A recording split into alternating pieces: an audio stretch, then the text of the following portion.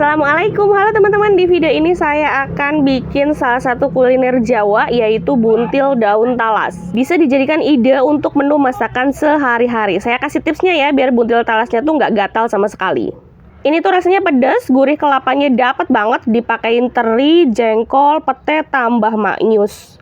Makannya pakai peyek kacang kayak gini, nikmat banget pokoknya deh. Yuk langsung aja kita siapkan 3 buah jengkol, kemudian teri yang kecil-kecil, jengkolnya kita potong kayak gini ya.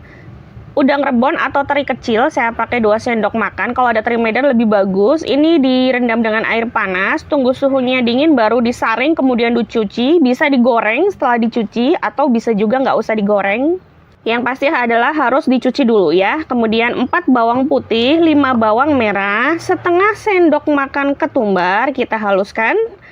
Lalu tambahkan 7 sendok makan kelapa parut. Nah, untuk kelapa parutnya ini harus dan wajib banget yang muda, kelapa parut muda ya. Kemudian setelah itu kita tambahkan jengkol yang udah kita potong-potong tadi dan teri kecil yang sudah dicuci ya. Boleh digoreng sekali lagi, enggak juga enggak apa-apa. Ditumbuk sebentar, kemudian diratakan. Lalu tambahkan bahan-bahan lain seperti gula pasir, kemudian garam ya. Saya pakai 2 sendok teh gula pasir. Untuk penyedapnya saya pakai setengah sendok teh dan garamnya setengah sendok teh. Diratakan sambil dihaluskan ya, karena kan gula pasir teksturnya nggak halus ya. Kalau udah merata, tercampur rata, jangan lupa koreksi rasa. Berhubung di warung nggak ada petai Cina, jadi saya pakai pete yang dipotong kecil-kecil gini. Saya masukin ya biar ada warna hijau-hijauannya. Kita aduk lagi hingga merata. Sekarang saya kasih tipsnya untuk menghilangkan gatal pada daun talas. Jadi teman-teman yang belum tahu tipsnya wajib banget simak ya. Jadi saya menjemurnya kurang lebih selama 5 jam dalam terik matahari yang cukup terik gitu ya. Jadi kalau mendung itu ya seharian lah kurang lebih. Yang penting intinya itu apa nih, getahnya ini hilang teman-teman. Jadi pas kita motong itu kan dia keluar getah ya dari pisaunya. Getah inilah yang bikin pahit, jadi wajib banget untuk dijemur sampai kurang lebih kayak gini. Jangan sampai kering banget juga ya. Setelah dijemur dicuci dengan air garam selama 30 menit. Kemudian saya lap pakai tisu gini ya untuk menghilangkan barangkali masih ada kotoran yang nempel. Dan kita mulai tata dari yang paling lebar dulu daunnya, disusul dengan yang lebih kecil, kurang lebih kayak gini, dan masukkan 2 sendok bumbu yang udah tadi kita haluskan. Untuk mengikatnya saya pakai bambu, mohon maaf, yang dibelah tipis-tipis kayak gini ya teman-teman. Kalau ada daun pisang yang kering atau kelaras zaman dulu orang menyebutnya, boleh pakai itu. Kita lipat menyerupai amplop kayak gini ya teman-teman, pelan-pelan, jangan sampai sobek daunnya. Lalu mulai kita ikat. Nah, ngikatnya tuh kayak gini ya teman-teman. Jadi diputer baru kita sisipkan. Pakai tali rafia juga boleh, tapi tali rafia kan plastik ya. Kadang kontroversi kalau plastik kena panas tuh agak kurang sehat atau gimana. Ini saya kasih contoh satu lagi. Jadi diputer baru dimasukkan, selipkan gitu ya.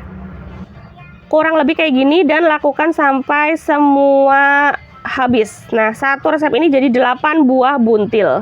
Kita langsung kukus aja ya. Kukus selama kurang lebih 30 menit atau sampai matang. Jadi kalau 30 menit belum matang, teman-teman bisa tambahkan lagi waktu memasaknya atau waktu mengukusnya. Nah, ini sudah 30 menit. Dari daunnya udah berubah warna ya teman-teman. Ini hati-hati kalau ngambilnya, jangan sampai robek ya, karena ini tuh rawan banget robek kalau masih panas kayak gini. Tunggu dingin, wajib tunggu dingin ya, dikipas-kipas anginin dulu. Nah, ini udah dingin, dari teksturnya udah nggak basah daunnya, baru bisa kita lepas talinya.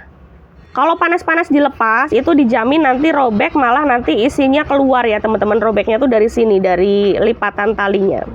Dibuka semua talinya, kemudian kita siapkan kuah santannya. 12 cabai merah, bawang putih, kemiri, semua takaran nanti saya simpan di description box ya teman-teman.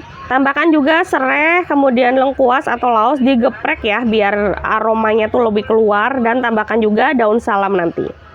Bumbu yang udah dihaluskan ini kita masak sampai matang, sampai tanak, sampai aromanya tuh enak ya keluar. Kemudian masukkan serai, laos atau lengkuas, dan daun salam. Saya pakainya daun salam kering karena nggak ada daun salam yang masih seger. Saya pakai 4 daun salamnya, jadi agak banyak. Dan untuk santannya saya pakai 700 ml santan kekentalan sedang. Nah, kalau santannya udah masuk, apinya dimasak dengan api yang paling kecil ya. Kemudian tambahkan 1 sendok teh garam, 3/4 sendok teh gula pasir, 3/4 sendok teh penyedap, dan diaduk-aduk biar nggak pecah santan. Ini saya zoom aja ya, kita aduk-aduk terus, dan sebelum buntilnya masuk pastikan rasanya udah sesuai. Saya tambahkan cabai utuh biar lebih eye catching ya, lebih kelihatan menarik. Kemudian kalau rasanya udah sesuai, masukkan buntilnya.